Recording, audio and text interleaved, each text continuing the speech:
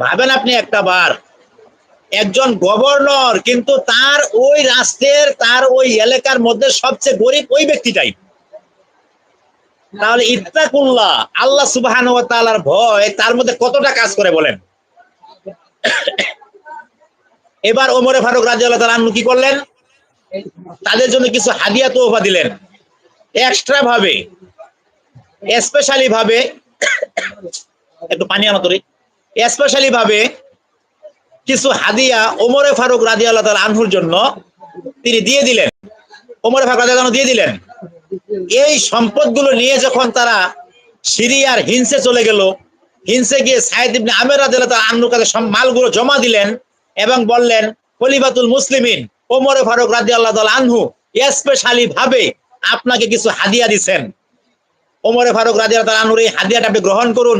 সাইদ ইবনে আমের রাদিয়াল্লাহু তাআলা আনহু সঙ্গে সঙ্গে বললেন, ইন্না লিল্লাহি ওয়া ইন্না ইলাইহি রাজিউন। অর্থাৎ ভিতর থেকে তার স্ত্রী বলল যে আপনি ইন্না লিল্লাহ কেন বলছেন? তার মানে কি খলিফাতুল মুসলিমিন কি পৃথিবীতে বেঁচে নাই? তিনি বললেন যে না, উনি বেঁচে আছেন, তবে উনি অতিরিক্ত এমন একটা বোঝা আমার কাঁধে চাপাই দিয়েছেন যেটা আমি নিতে পারবো কিনা আমি ভয় পাচ্ছি।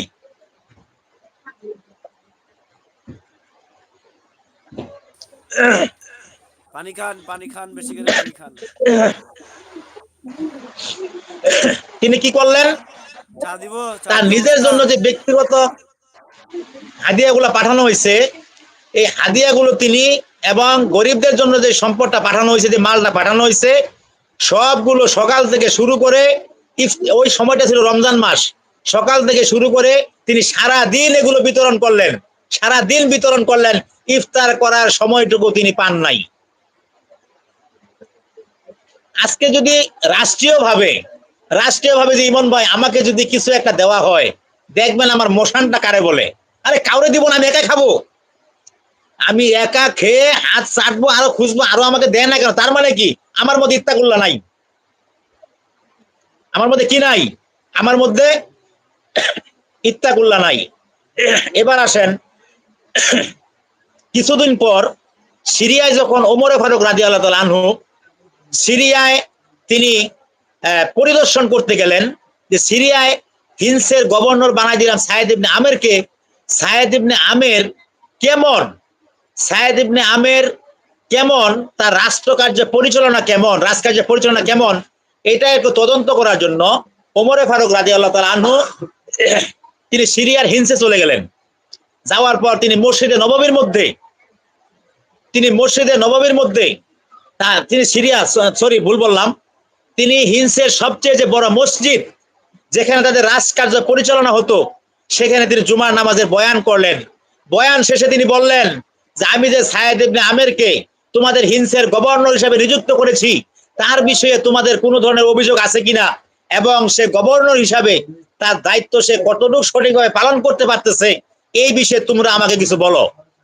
সিরিয়ার হিনসের সমস্ত ব্যক্তিরা, মুসল্লিরা বললেন যে সাইদ ইবনে আমের রাদিয়াল্লাহু তাআলা আনহুর মতো এত ভালো যোগ্য গভর্নর আমরা ইতিপূর্বে আর কখনো পাই নাই।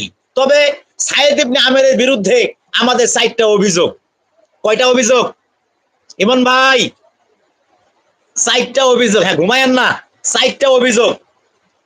চিন্তা করে দেখেন যে উনারাই প্রশংসা করলো যে সাইদ ইবনে আমের রাদিয়াল্লাহু তাআলা আনহুর চাইতে ভালো গভর্নর আমাদের এই হিনসের মধ্যে কখনো আসে নাই। আবার তারাই বলতেছে যে সাইদ ইবনে আমেরের বিরুদ্ধে আপনার কাছে আমাদের 4টা অভিযোগ। 1 নাম্বার হচ্ছে তিনি মাঝে প্রতিদিন অফিসে যখন আসেন, তিনি প্রতিদিন দেরি করে আসেন, 1 নাম্বার। 2 নাম্বার অভিযোগ হচ্ছে তিনি মাসে একদিন আসেন না, অর্থাৎ 15 দিন অন্তর একদিন আসেন না। 3 নাম্বার হচ্ছে তিনি মাঝে মধ্যে অফিসে অজ্ঞান হয়ে যান। 4 নাম্বার হচ্ছে আমরা সারাটা দিন তাকে ডাকলে পাই, যখন ইচ্ছা তখনই তাকে পাই, কিন্তু রাত্রের বেলা আমরা ওর বাড়ির দরজায় গিয়ে যতই ডাকাডাকি করি না কেন, আমরা সাইদ ইবনে আমের রাদিয়াল্লাহু তাআলা আনহুকে পাই না। চিন্তা করেন, এত তাকওয়াবান একজন ব্যক্তি, ওর সাথী সঙ্গীরাই ওর বিষয়ে সনদ দিল যে এর চেয়ে ভালো গভর্নর হয় না, আবার তারাই তার বিরুদ্ধে অভিযোগ তুললো 4টা।